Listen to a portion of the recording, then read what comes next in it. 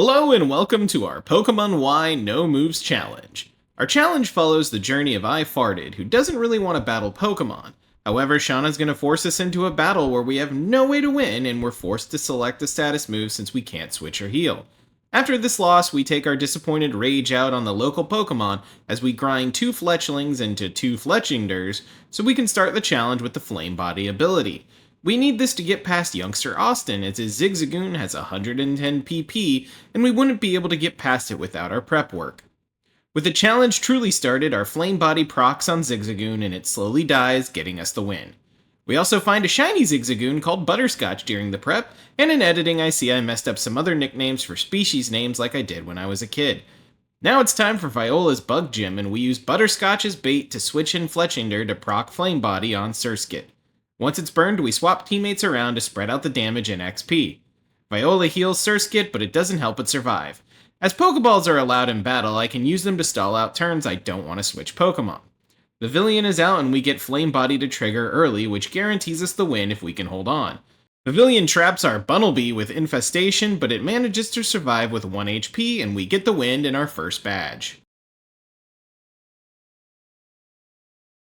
Today we begin by not fighting Professor Sycamore in a fight that took over 20 minutes of uncapped speed to succeed at. We get lucky and Bulbasaur procs Flame Body right away and goes down without a fuss. The real reason for our lengthy battle is that the RNG isn't in our favor as we absolutely failed to trigger our new Roselia's Poison Point on Charmander and instead have to waste all of its 140 PP so it can struggle itself to death. It takes a few turns of switching before Squirtle gets burned and we get ourselves the win. Next, we move on to our first pseudo-rival battle against Tierno. His single Corphish procs Flame Body early, so we just have to survive long enough to get the win. Last, we get challenged to a double battle against Tierno and Trevor, and at first I assume Serena will help carry us to an easy win, but her team is easily wiped out. From there, we get Flame Body procced on Corphish and Pikachu, which leads us to Flabebe. We swap between Shedinja, Fletchinder, and Roselia, hoping for a status proc. I actually give up and start stalling for struggle until I ultimately get bored, try again, and get a burn for the win. Today we're back to not fight Grant's Rock Gym, and we get Flame Body to activate against Amora, but Grant stalls out his death with healing. I've used Ferroseed in a few of our challenges, but it was the Status Y run that keyed me into the efficacy of Iron Barbs combined with Rocky Helmet to do 25% of enemy HP and damage when hit with a physical move that truly became a cornerstone of this run and helps us get the win in our second badge. Next we're up against Karina's 2 Lucario, and the strategy for both is identical. We swap between Ferroseed and Talonflame, hoping to either proc Flame Body or Iron Barbs. Once we have them burned, Shedinja can safely stall out with Wonder Guard until they faint and give us the win. Last up is our rival fight with Serena, and for this we have the other cornerstone of this run, Hippopotas and Sandstream, which allows us to do 1/16 damage per turn to all Pokemon who are not Ground, Rock, or Steel. A little patience and Ferroseed stalling takes down Meowstic. We then swap between Ferroseed and Roselia for Frogadier, and while we don't trigger Poison Point, we do knock it out. Absol is last, but luckily Flame Body triggers right away and we get an easy win. Today we have a long one against Karina's Fighting Gym. Mindfu's Double Slap helps us proc Flame Body quickly, and then triggers Ferroseed's Iron Barbs Rocky Helmet combo to speed up the KO. Palucha's Hone Claws is both a problem in that she's hitting harder, but it's also another turn that our team has to sit out in the sandstorm. We do get the burn with Flame Body, but Karina chooses to use both of her heals on it. It does go down eventually, which leads us to Machoke, who just can't seem to trigger Poison Point, but that might be a good thing considering it has Guts. Sandstorm does eventually take it out for the win in our third gym badge. We are forced into the Mega Evolution tutorial, which requires a move to be selected, so we intentionally throw the fight with the status move and leave the Lucario unclaimed. Today we're back to not fight our rival Serena, whose Meowstic only has one single-use physical move, so we have to use Sandstorm to defeat it. Absol comes out next and triggers Talonflame's Flame Body before Ferrothorn's Iron Barbs finishes it off. Frogadier is last, but manages not to trigger Dragalge's Poison Point, but Hippowdon's Sandstorm still gets us the win. Ramos's Grass Gym is up next, and this was the first time I decided to truly let Ferrothorn shine. While Hippowdon did set Sandstorm twice, Ferrothorn's Iron Barbs plus Rocky Helmet for 25% damage per hit, plus our great defenses makes this an easy win and gives us our 4th gym badge. Last up is Team Flare's Aliana, and between Hippowdon's Sandstream, Ferrothorn's Iron Barbs, and Dragalge's Poison Point, Mightyena doesn't stand a chance against us and we get an easy win. Today we're hanging out in Klimet's Electric Gym where Emolga can't stop hitting itself, and then we have to stall out Magneton's 35 PP with Shedinja's Wonder Guard. Once it struggles, Ferrothorn's Iron Barbs and Rocky Helmet finish it off. Heliolisk is out last, and Hippowdon's Sandstream and Ferrothorn take it out to get us the win and our 5th gym badge. Up next is a rival fight with Serena, and I currently don't remember that Meowstic's Fake Out will only work on the first turn, but that's okay as the Sandstorm still takes it out. Absol and Greninja can't help but hit Ferrothorn until they take themselves out and we get the win. Last up is Fairy Gym leader Valerie, and Ferrothorn is able to tank Mawil's attacks and even all of Valerie's healing items, but unfortunately we have to rely on Sandstorm to defeat Mr. Mime and Sylveon. Thankfully, we've collected a leftovers and 2 black sludges to keep our team alive long enough to secure the win in our 6th gym badge. Today we've got a Team Flare double battle with Celosia and Byron, and between Serena, Sandstream, and Iron Barbs, we get ourselves an easy win. We're still fighting Team Flare though as we face Mabel's Houndoom, and between Poison Point, Sandstream, and Ferrothor, we get ourselves another easy win. Next up is another Serena fight, and as usual, we have to outlast Meowstic with Sandstorm. Flareon is up next, and we can stop it with a combination of Iron Barbs and Sandstream. Greninja, however, has no contact moves, so we have to keep switching in Hippowdon, and even though she faints, it lasts long enough to do the job. Absol is out last, and it hurts itself enough to get us the win. Last up is Olympia's Psychic Gym, and we raise 2 Arduino with a Regenerator just to stall out this fight. Sandstream won't affect Sigilus, so we have to stall at 75 PP.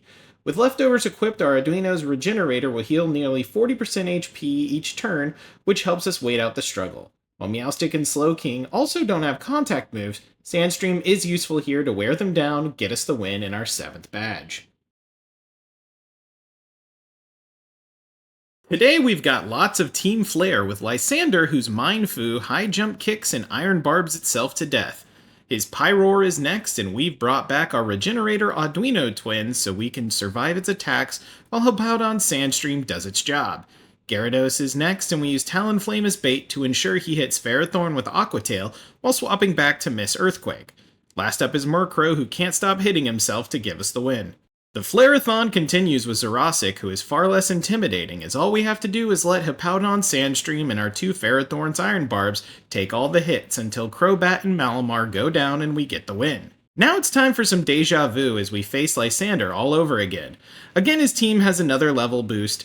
However, our strategy remains the same as 45 seconds ago, with the only difference being actually proccing Flame Body on Gyarados this time, but that just helps us win faster. Now it's time for some deja vu as we face Lysander all over again. The big difference here is another boost in levels, and knowing that Mega Gyarados is coming out last. So we change strats for stalling Honchkrow with the Arduino twins, so Talonflame and Ferrothorn can be healthy enough to take down the Still Not a Dragon for the win.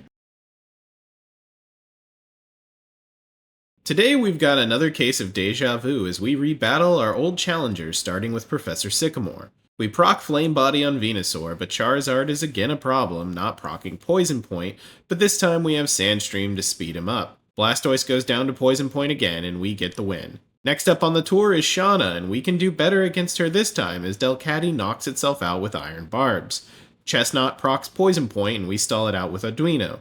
Last out is Goodra, and Sandstream comes in clutch again for the win. We face Tierno without getting to heal next, and Iron Barbs and Sandstream carries us through Talonflame and Crawdaunt, but for his last Roserade, we're stuck stalling out its 10-Petal Dance PP, which lasts somewhere between 20 and 30 turns before we get the win. Trevor is last, but we thankfully get healed first, and Raichu goes down to Sandstream and Iron Barbs. Aerodactyl confuses me as it's the first time I noticed Skydrop because the game required me to select a move to continue, continue, which I kept protect on my moveset in case I ever misclicked and used a move. Thankfully, Skydrop prioritizes first and we didn't mess up the battle by actually using a move. Iron Barbs eventually takes it out, which brings out Florges, who goes down to Sandstream as we stall with Ferrothorn and get the win.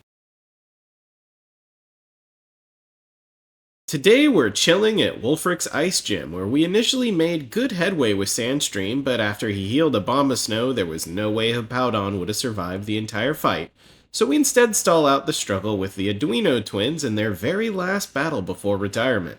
They do get their final moments of glory, as they also stall out Cryogonal, and they outlast all 90 PP of both Pokemon combined before finally, Ferrothorn's Iron Barbs takes down Avalugg for the win and the gym badge.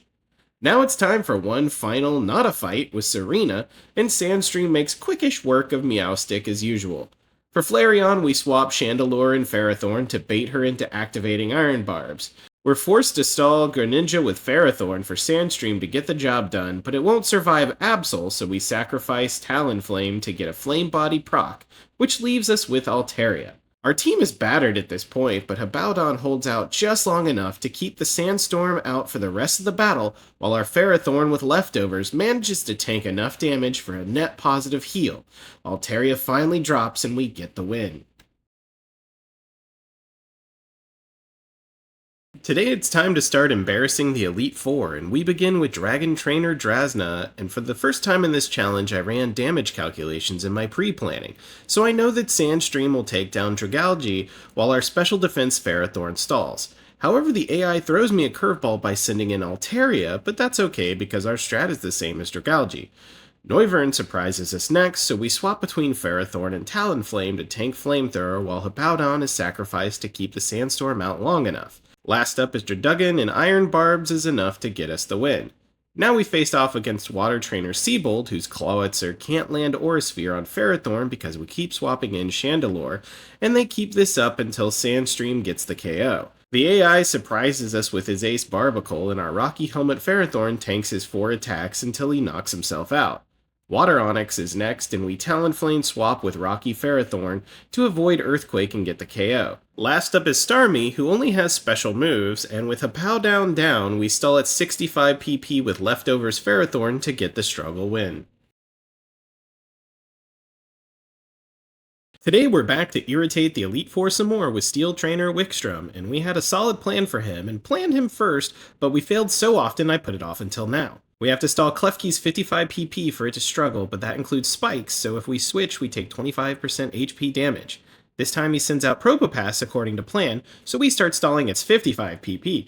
Unfortunately, special defense drops, better damage ranges, and his full restore ends up costing us Ferrothorn and Dragalge. A Rocky Helmet Ferrothorn solos Scizor with Iron Barbs, and outlast is the Beast Aegislash, but this time Talonflame activated Flame Body early, which is clutch for the KO and the win. Last up is Flame Trainer Malva, who is our greatest threat in the Elite Four, as our team is heavily weak to fire.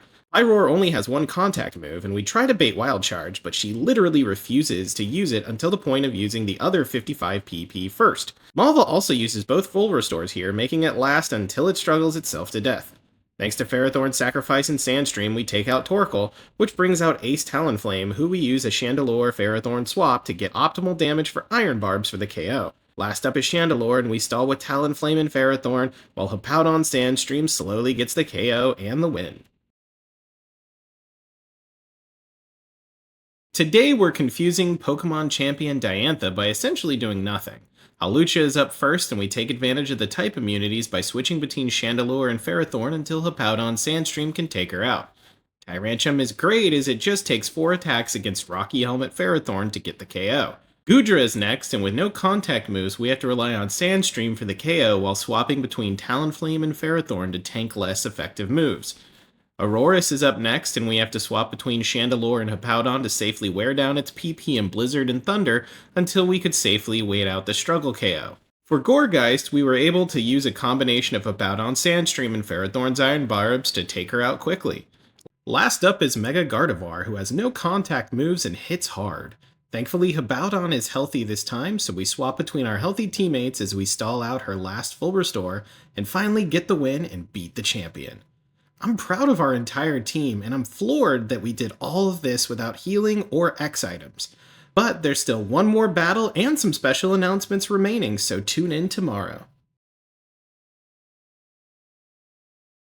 Today we've earned a big ceremony for saving the world. But before we can celebrate, Sasquatch returns wanting to battle us while babbling about opening a hotel. He only has 3 Pokemon, so I assume this would be easier, but we take heavy damage and burns taking out Torkoal. Sigilith is the biggest problem, as it's immune to statuses and Sandstorm thanks to Magic Guard, and ultimately our best course of action ends up being struggle swapping Talonflame and Chandelure till we get the KO. With Golurk, we're ready for Iron Barbs to finish it off, but our Rocky Helmet Ferrothorn can't hang on, and then our Burnt Ferrothorn dies to its burn before it can finish off Golurk. We try getting the burn with Talonflame, only to go down as well, but thankfully Chandelure is able to proc one last Flame Body and get us the win and roll credits. For those of you who might not know, we stream more challenges over at Twitch at Lord of Sausages, where we just started Pokemon X Charizard Line Only Challenge, and on Friday, December 12th, we'll be holding our 5th annual Christmas charity stream, where we will be raising money for Gamers Outreach, who provides entertainment opportunities for hospitalized children.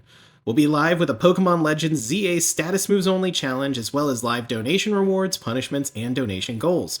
If you'd like to choose our next video short challenge, leave a comment on YouTube or TikTok to vote if our next Status and No Moves runs will take place in Pokemon Diamond, Black and White, or Sun and Moon. Thanks again for watching, catch you next time.